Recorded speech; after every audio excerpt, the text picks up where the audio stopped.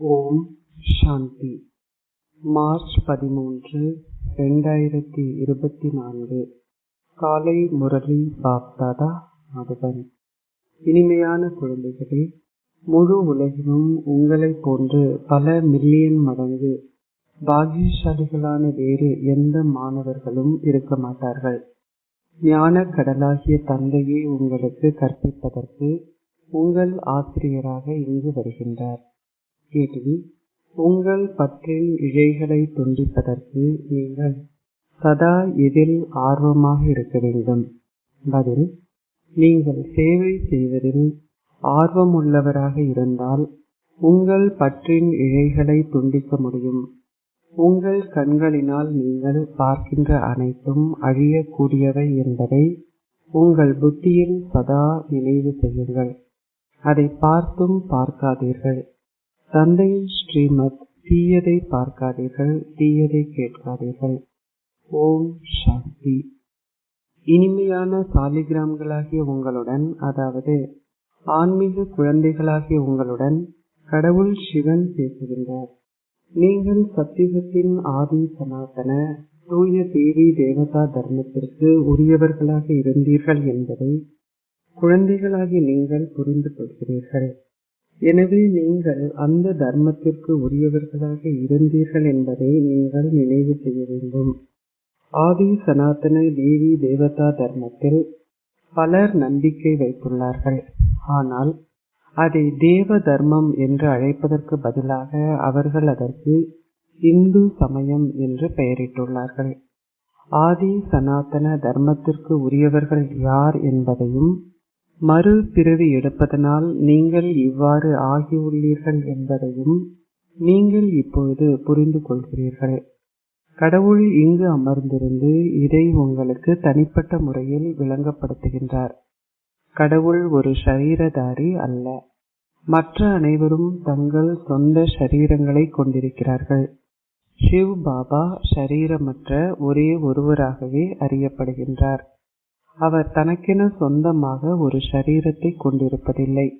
மற்ற அனைவரும் தங்கள் சொந்த ஷரீரங்களை கொண்டிருக்கிறார்கள். எனவே இவ்விதமாக ஒருவர் தன்னை ஷரீரமற்றவராக அனுபவம் செய்வது மிகவும் இனிமையானதாகும். நீங்கள் என்னவாக இருந்தீர்கள், இப்பொழுது நீங்கள் என்னவாகிக் கொண்டிருக்கிறீர்கள்.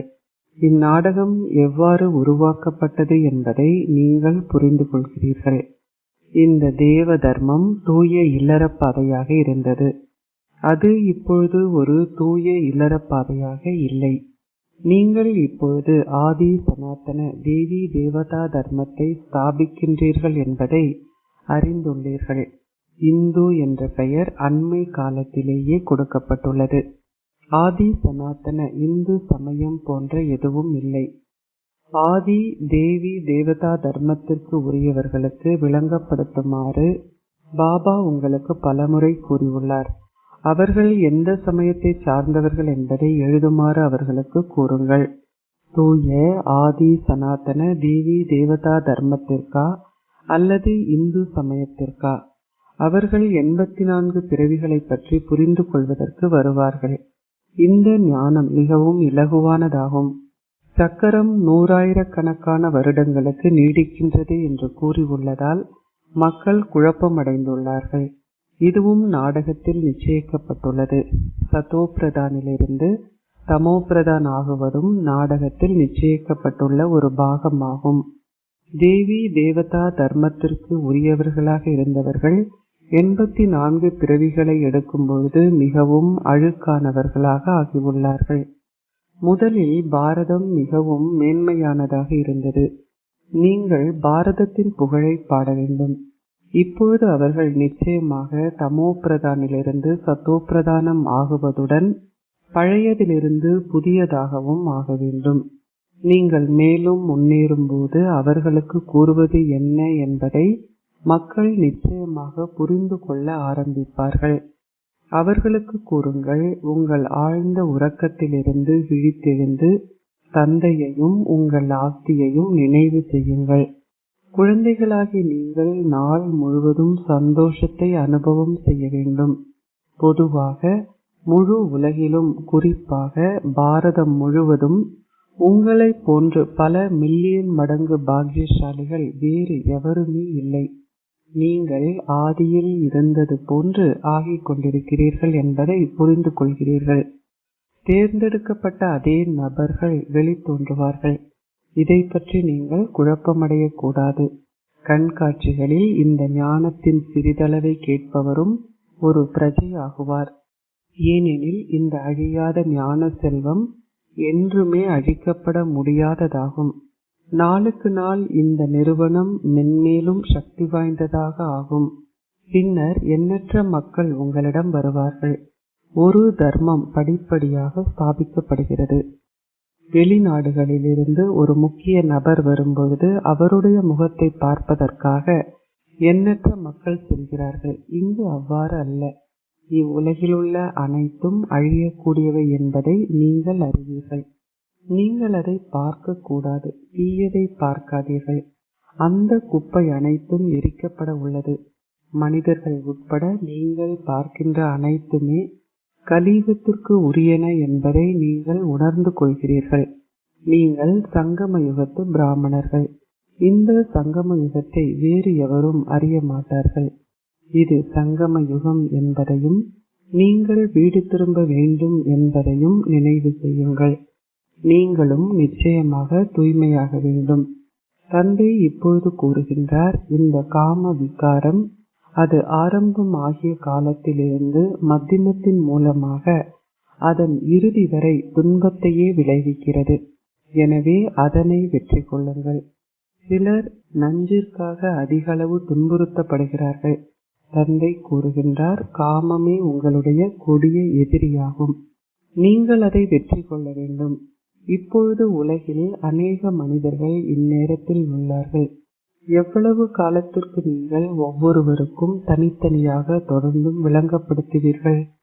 நீங்கள் ஒருவருக்கு விளங்கப்படுத்தும் பொழுது மற்றொருவர் இது மந்திர வித்தை என்று கூறுவார். பின்பு அவர்கள் கற்பதை நிறுத்துகிறார்கள். இதனாலேயே தந்தை கூறுகின்றார், ஆதி சனாதன தேவி தேவதா தர்மத்திற்கு உரியவர்களுக்கு விளங்கப்படுத்துங்கள். தேவி தேவதா தர்மமே ஆதி சனாதன தர்மமாகும். எவ்வாறு லக்ஷ்மி நாராயணன் தங்கள் அந்தஸ்தை பெற்றுக்கொண்டார்கள் என்றும் எவ்வாறு அவர்கள் சாதாரண மனிதரில் இருந்து தேவர்களாக மாறினார்கள் என்றும் நீங்கள் விளங்கப்படுத்துங்கள். அவர்கள் தங்கள் 84 பிறவிகளையும் பூர்த்தி செய்த பின்னரே நிச்சயமாக அவர்களின் இறுதி முன்னைய பிறவியின் பொழுது அவ்வாறு ஆகினார்கள். சேவை செய்வதில் ஆர்வமாக உள்ளவர்கள் அதில் ஈடுபட்டிருப்பார்கள். உங்களுடைய பற்று போன்றவை எங்கிருந்தும் அகற்றப்படும். இந்த கண்களால் பார்ப்பவை அனைத்தும் மறக்கப்பட வேண்டும். நீங்கள் அதை பார்க்காததை போன்று இருக்க வேண்டும். தீயதை பார்க்காதீர்கள். மக்கள் இதனை குரங்குகளின் வடிவங்களில் காட்டியுள்ளார்கள். ஆனால் அவர்கள் எதையுமே புரிந்து கொள்வதில்லை. சில குழந்தைகள் அதிகளவு முயற்சி செய்கிறார்கள். அவர்கள் மற்றோருக்கு விளங்கப்படுத்தி அவர்களை தகுதி வாய்ந்தவர்கள் ஆக்குவதற்காக பாபா அவர்களுக்கு நன்றி செலுத்துகின்றார். அவர்கள் என்ன செய்கிறார்கள் என்பதற்கான பெரு பேற்றை காட்டக்கூடியவர்களே ஒரு பரிசை பெறுகிறார்கள். எத்தனை பரிசுகளை பாபா உங்களுக்கு கொடுக்க போகின்றார் என்பது உங்களுக்கு தெரியும். முதற் பரிசு சூரிய வம்ச ராஜ்யமும் 2ஆம் பரிசு சந்திரவம்ச ராஜ்யமும் ஆகும். அனைத்தும் வரிசை கிரமமானவையே. பக்தி மார்க்கத்தில் பல்வேறு சமய நூல்கள் எழுதப்பட்டுள்ளன. இப்பொழுது தந்தை விளங்கப்படுத்துகின்றார். அந்த சமய நூல்களை கற்பதாலோ அல்லது யாகங்களை உருவாக்குவதாலோ அல்லது தவம் போன்றவற்றை செய்வதாலோ எவராலும் என்னை சந்திக்க முடியாது. நாளுக்கு நாள் ஆத்மாக்கள் மென்மேலும் பாவம் நிறைந்தவர்கள் ஆகின்றார்கள். எவராலும் ஒரு தூய புண்ணிய ஆத்மாவாக முடியாது. தந்தையே வந்து உங்களை புண்ணிய ஆத்மாக்களாக ஆக்குகின்றார். எல்லைக்கு உட்பட்ட தான தர்மங்களும் பின்னர் எல்லையற்ற தானங்களும் தர்மங்களும் உள்ளன. பக்தி மார்க்கத்தில் உள்ள மக்கள் கடவுளின் பெயரில் மறைமுகமான தான தர்மங்களை செய்து புண்ணியங்களை செய்தாலும் கடவுள் யார் என்பது அவர்களுக்கு தெரியாது. இப்பொழுது உங்களுக்கு அவரை தெரியும். நீங்கள் என்னவாக இருந்தீர்கள் என்பதிலிருந்து உங்களை சிவ் பாபா முற்றிலுமாக மாற்றிவிட்டார் என்று நீங்கள் கூறுகின்றீர்கள். கடவுள் ஒரே ஒருவரே. இருந்தும் அவர்கள் அவரை சர்வ வியாபி என அழைக்கிறார்கள். எனவே அவர்கள் செய்தவற்றை நீங்கள் அம்மக்களுக்கு விளங்கப்படுத்த வேண்டும். அவர்கள் உங்களிடம் வந்து சிறிது நேரத்திற்கு கேட்கின்றார்கள். பின்னர் அவர்கள் கேட்ட அனைத்து விஷயங்களையும் இங்கேயே விட்டு வெளியே செல்கிறார்கள். இங்கே அவர்கள் கேட்ட அனைத்தும் இங்கேயே இருக்கின்றன. அவர்கள் அனைத்தையும் மறந்து விடுகிறார்கள். இந்த ஞானம் மிகவும் சிறந்தது என்றும் அவர்கள் மீண்டும் வருவார்கள் என்றும் அவர்கள் உங்களுக்கு கூறுகிறார்கள். எவ்வாறாயினும் அவர்களுடைய பற்றின் இழைகளை அவர்களால் துண்டிக்க இயலாதிருக்கிறது. அரசர் மோஹ்ஜீத்தின் கதை, அதாவது பற்றை வென்றவரின் கதை மிகவும் சிறந்ததாகும். லக்ஷ்மியும் நாராயணருமே முதற் தர அரசர் மோஹ்ஜீத் ஆவார். அது ஓர் அற்புதமே. எவ்வாறாயினும் அந்த மக்கள் இந்த விஷயத்தையும் புரிந்து கொள்வதில்லை. ஏனியில் கீழிறங்கி ராவணனின் ராஜ்யத்திற்குள் வரும்பொழுது அவர்கள் முழுமையாக கீழே வீழ்கிறார்கள். மேலேயும் கீழேயும் ஏறி இறங்குகின்ற ஒரு விளையாட்டை குழந்தைகள் விளையாடுகிறார்கள். உங்களுடைய விளையாட்டும் மிக இலகுவானதாகும். தந்தை கூறுகின்றார், இந்த ஞானத்தை மிக நன்றாக கிரகியுங்கள். தீய செயல்கள் எதனையும் செய்யாதீர்கள். தந்தை கூறுகின்றார், நானே விதையும் சத்தியமும் உணர்வுள்ளவரும் பேரானந்த சுரூபமும் ஞானக்கடலும் ஆவேன். ஞானக்கடல் மேலே ஆசனத்தில் அமர்ந்திருப்பாரா? அவர் நிச்சயமாக ஞானத்தை கொடுப்பதற்கு ஒரு குறித்த நேரத்தில் வந்திருப்பார். அந்த ஞானம் என்ன என்பது எவருக்கும் தெரியாது. தந்தை கூறுகின்றார், நான் இப்பொழுது உங்களுக்கு கற்பிப்பதற்கு வந்துள்ளேன். எனவே நீங்கள் ஒழுங்காக கற்க வேண்டும். நீங்கள் இக்கல்வியை ஒரு நாளேனும் தவறவிடக்கூடாது. ஒவ்வொரு நாளும் நீங்கள் நிச்சயமாக ஏதாவது ஒரு சிறந்த கருத்தை கண்டு கொள்வீர்கள். நீங்கள் முரளியை கற்காது விட்டால் நிச்சயமாக நீங்கள் சில கருத்துக்களை தவற விடுகின்றீர்கள். எண்ணற்ற கருத்துகள் உள்ளன. அவர்கள் ஆதி சனாதன தேவி தேவதா தர்மத்திற்கு உரியவர்களாக இருந்தார்கள் என்பதை பாரத மக்களும் நீங்கள் விளங்கப்படுத்த வேண்டும். இப்பொழுது பல சமயங்கள் உள்ளன. வரலாறு மீண்டும் இடம்பெற வேண்டும். ஏனிக்கு ஏனியில் மேலும் கீழும் செல்வதற்கு உத்தரவிடப்பட்டதை போன்றே இதுவும் மேலேறுவதற்கும் கீழிறங்குவதற்குமான உங்களுடைய ஏணியாகும். நீங்கள் அனைவரும் ஜீனிகள் இல்லையா? பூதம். நீங்கள் ஏணியில் மேலேறி பின்னர் 84 பிறவிகளின் மூலமாக கீழிறங்குகிறீர்கள். பல மனிதர்கள் உள்ளனர். ஒவ்வொருவரும் தனது சொந்த பாகத்தை நடிக்க வேண்டும். குழந்தைகளாகிய நீங்கள் வியப்படைய வேண்டும். நீங்கள் இப்பொழுது இந்த எல்லையற்ற நாடகத்தின் முழு அறிமுகத்தையும் பெற்றுள்ளீர்கள். உங்களுக்கு மாத்திரம் முழு உலக நாடகத்தின் ஆரம்பம் மத்தியமம் இறுதியை தெரியும். வேறு எந்த மனிதராலும் இதை அறிய முடியாது. சத்தியுகத்தில் இருக்கின்ற எவரும் தீய மொழியை பயன்படுத்துவதில்லை. இங்கு அவர்கள் தொடர்ந்தும் ஒருவரை ஒருவர் அவதூறு செய்கிறார்கள். இது முழுமையான ஆழ் நரகமாகிய நச்சு ஆறு ஆகும். இங்குள்ள அனைவரும் ஆழ் நரகத்தில் இருக்கிறார்கள். அங்கு அரசரையும் அரசியையும் போன்றே பிரஜைகளும் இருக்கிறார்கள். ஆதி சனாதன தேவி தேவதா தர்மத்தை யார் உருவாக்கினார் என்பதை அனைவரும் புரிந்து கொள்ளும் பொழுதே இறுதியில் நீங்கள் வெற்றி அடைவீர்கள். இது வேறு எவரும் அறியாத பிரதான விஷயமாகும். தந்தை கூறுகின்றார், நான் ஏழைகளின் பிரபு. அவர்கள் இதை இறுதியிலேயே புரிந்து கொள்வார்கள். எவ்வாறாயினும் அப்பொழுது இது மிகவும் தாமதமாகிவிடும். இப்பொழுது நீங்கள் ஒவ்வொருவரும் 3வது கண்ணை பெற்றுள்ளீர்கள். உங்கள் புத்தியில் உங்களுடைய இனிய இல்லத்தையும் உங்களுடைய இனிய ராஜ்யத்தையும் வைத்திருங்கள். தந்தை கூறுகின்றார், இப்பொழுது நீங்கள் அமைதி தாமத்திற்கும் சந்தோஷ தாமத்திற்கும் செல்ல வேண்டும். நீங்கள் ஒவ்வொருவரும் நடித்த பாகம் எதுவாகிலும் அது உங்கள் புத்தியில் புகுகிறது. பிராமணர்களாகிய உங்களை தவிர அனைவரும் ஏழத்தார மரணித்துள்ளார்கள். பிராமணர்களாகிய நீங்கள் உஷாராக இருக்க வேண்டும். பிராமணர்களாகிய நீங்கள் மாத்திரம் தேவர்கள் ஆகின்றீர்கள். இந்த ஒரு தர்மமே இப்பொழுது ஸ்தாபிக்கப்படுகிறது. உங்கள் புத்தியும் எவ்வாறு மற்ற சமயங்கள் ஸ்தாபிக்கப்படுகின்றன என்பதை புரிந்து கொள்கிறது. ஒரே ஒரு தந்தை மாத்திரமே இவை அனைத்தையும் விளங்கப்படுத்துகின்றார். எனவே நீங்கள் அத்தகைய தந்தையை மீண்டும் மீண்டும் நினைவு செய்ய வேண்டும். நீங்கள் உங்கள் வியாபாரம் போன்றவற்றை செய்யலாம், ஆனால் தூய்மையாக இருங்கள். ஆதி சனாதன தேவி தேவதா தர்மம் ஒரு தூய்மையான தர்மமாக இருந்தது. இப்பொழுது மீண்டும் தூய்மையாகுங்கள். நடக்கும் பொழுதும் உலாவி திரியும் பொழுதும் உங்களுடைய தந்தையான என்னை நினைவு செய்யுங்கள். நீங்கள் சதோப்பிரதானம் ஆகுவீர்கள். நீங்கள் சதோப்பிரதானம் ஆகும் பொழுது பலத்தை பெறுவீர்கள். நீங்கள் நினைவு யாத்திரையில் செல்லாது விட்டால் உங்களால் அதி உயர்ந்த அந்தஸ்தை பெற முடியாது. உங்களுடைய பாவங்கள் அழிக்கப்படும் பொழுது மாத்திரம் நீங்கள் உங்களுடைய சதோப்பிரதான் ஸ்திதியை அடைவீர்கள். அது யோக தீ ஆகும். இந்த வார்த்தைகள் கீதையில் குறிப்பிடப்பட்டுள்ளன. சந்நியாசிகள் யோகத்திற்காக பெரும் பிரயத்தனம் செய்கிறார்கள். அவர்கள் வெளிநாட்டிலிருந்து மக்கள் வருவதற்கான தூண்டுதலை கொடுத்து அவர்களுக்கு யோகம் கற்பிக்க முயற்சி செய்கிறார்கள்.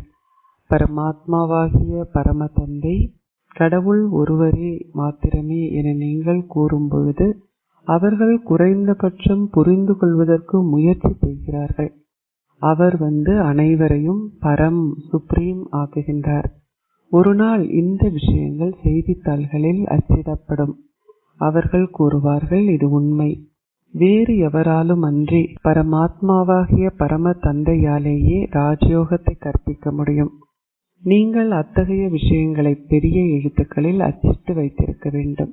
அச்சா, இனிமையிலும் இனிமையான அன்பிற்குரிய எப்பொழுதோ காணாமல் சென்று இப்பொழுது கண்டெடுக்கப்பட்டிருக்கும் குழந்தைகளுக்கு தந்தை தாயாக இருக்கும் பாப் தாதாவின் அன்பும் நினைவும் காலை வந்தனங்களும். ஆன்மீக தந்தை ஆன்மீக குழந்தைகளுக்கு நமஸ்தே கூறுகின்றார். ஆன்மீக குழந்தைகள் ஆன்மீக தந்தைக்கு நமஸ்தே கூறுகின்றோம். தாரணைக்குரிய சாரம் 1. சூரிய வம்ச ராஜ்யத்தின் பரிசை பெறுவதற்கு முதலில் பாப் தாதாவிடமிருந்து ஆசீர்வாதங்களை பெற்றுக்கொள்ளுங்கள். நீங்கள் செய்த சேவையின் பெரு பேறுகளை நிச்சயமாக நீங்கள் காட்ட வேண்டும். உங்களுடைய பற்றின் இழைகள் அனைத்தையும் துண்டித்து விடுங்கள். 2. ஷரீரமற்ற ஞான கடலான தந்தையே உங்களுக்கு ஞானத்தை கற்பிப்பதற்கு வருகின்றார். ஆகவே நீங்கள் அதை ஒவ்வொரு நாளும் கற்க வேண்டும். நீங்கள் இக்கல்வியை ஒரு நாளேனும் தவறவிடக்கூடாது. தந்தையை போன்று ஷரீரமற்றவர் ஆகுவதற்கு முயற்சி செய்யுங்கள். ஆசீர்வாதம். நீங்கள் ஒரு விசேஷ சேவகராகி உங்கள் நடைமுறை வாழ்வின் அத்தாட்சி மூலம் மௌன சக்தியின் ஓசையை பரப்புவீர்களாக. மௌன சக்தியின் அனுபவத்தை ஒவ்வொருவருக்கும் கொடுப்பதே விசேஷ சேவையாகும். மௌன சக்தி மிகவும் பிரபல்யமாக இருப்பதைப் போல் விஞ்ஞான சக்தியும் பிரபல்யமாகட்டும்.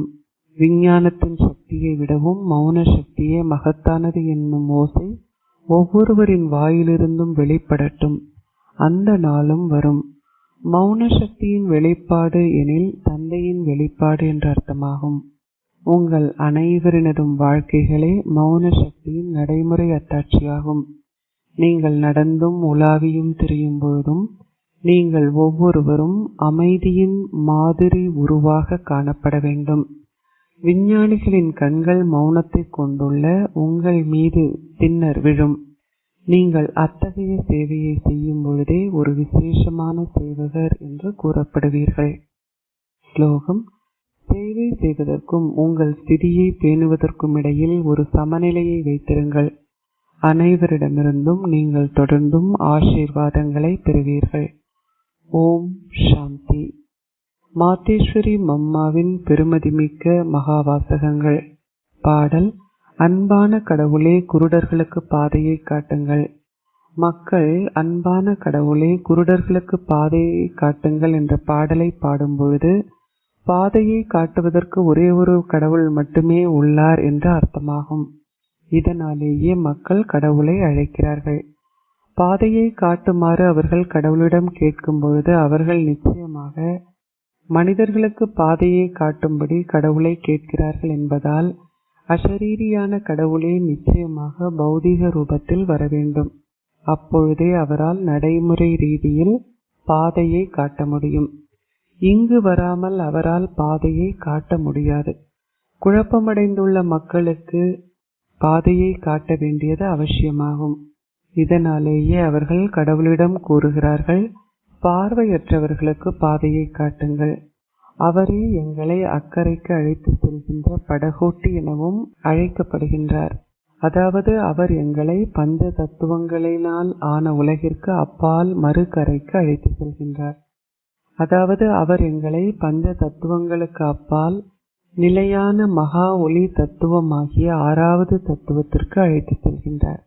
எனவே கடவுள் அந்த பக்கத்திலிருந்து இந்த பக்கத்திற்கு வரும்பொழுது அவரால் எங்களை அந்த பக்கத்திற்கு அழைத்து செல்ல முடியும். ஆகவே கடவுள் தனது உலகிலிருந்து வர வேண்டும். இதனாலேயே கடவுள் படகோட்டி எனவும் அழைக்கப்படுகின்றார். அவரே படகுகளை, எங்களை ஆத்மாக்களின் படகு, அக்கறைக்கு அழைத்து செல்பவர். தன்னுடன் யோகம் செய்பவர்களையே அவர் தன்னுடன் அழைத்து செல்வார்.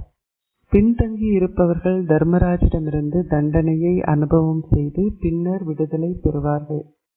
மக்கள் அதிகபட்சம் சந்தோஷமற்று இருக்கும் பொழுது கடவுளை நினைவு செய்கிறார்கள். கடவுளே எங்களை இந்த முட்களின் உலகிலிருந்து மலர்களின் உலகிற்கு அழைத்து செல்லுங்கள். நிச்சயமாக மற்றுமோர் உலகம் இருக்கிறது என்பதே இதன் அர்த்தமாகும். இப்பொழுது உலகம் முட்களால் நிறைந்துள்ளதையும் அதனாலேயே அவர்கள் துன்பத்தையும் அமைதியின்மையையும் அனுபவம் செய்வதையும் அப்பொழுது அவர்கள் மலர்களின் உலகை நினைவு செய்வதையும் மனிதர்கள் அனைவரும் அறிவார்கள். அந்த சமஸ்காரங்களினால் நிறைந்துள்ள ஆத்மாக்களின் உலகம் நிச்சயமாக இருந்தது. துன்பமும் அமைதியின்மையும் எங்கள் கர்ம பந்தனங்களின் கர்ம கணக்குகள் காரணமாக ஏற்பட்டதை நாங்கள் அனைவரும் அறிவோம். ஒவ்வொரு மனிதரும் அரசர்களிலிருந்து ஆண்டிகள் வரை அந்த கணக்குகளில் முற்றிலுமாக சிக்கிக் கொண்டுள்ளார்கள். இதனாலேயே தற்போதைய உலகை கலியுகம் என்று கடவுள் கூறுகின்றார். அது கர்ம பந்தனங்கள் அனைத்தினாலும் நிறைந்துள்ளது. முன்னர் இருந்த உலகமானது மலர்களின் உலகம் எனவும் அழைக்கப்படுகின்ற சத்திய யுகமாகும்.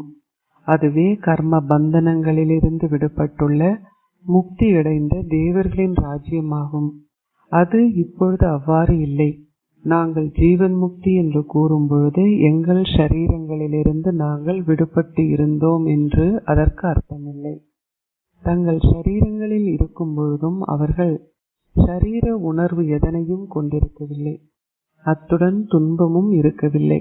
அங்கே கர்ம பந்தனத்தின் சிக்கல் எதுவும் இருக்கவில்லை என்பதே அதன் அர்த்தமாகும். பிறப்பு எடுப்பதிலிருந்து மரணிக்கும் வரையில் ஆரம்பம் முதல் மத்தியமத்தின் மூலமாக இறுதி வரை அவர்கள் சந்தோஷத்தை கொண்டிருந்தார்கள். ஆகவே ஜீவன் முக்தி என்றால் உயிர் வாழும் பொழுதே அவர்கள் கர்மாதீதம் அடைந்திருந்தார்கள் என்று அர்த்தமாகும். இப்பொழுது இந்த முழு உலகமும் 5 விகாரங்களில் முற்றிலுமாக சிக்கியுள்ளது. எங்கும் 5 விகாரங்களே வசிக்கின்றன. எவ்வாறாயினும் இந்த 5 தீய ஆவிகளையும் வெல்வதற்கான சக்தி மனிதர்களிடம் இருப்பதில்லை. இதனாலேயே கடவுள் வந்து இந்த 5 தீய ஆவிகளிடமிருந்தும் எங்களை விடுவித்து தேவ அந்தஸ்து என்னும் எதிர்கால வெகுமதியை பெறுமாறு செய்கின்றார். ஓம் சாந்தி.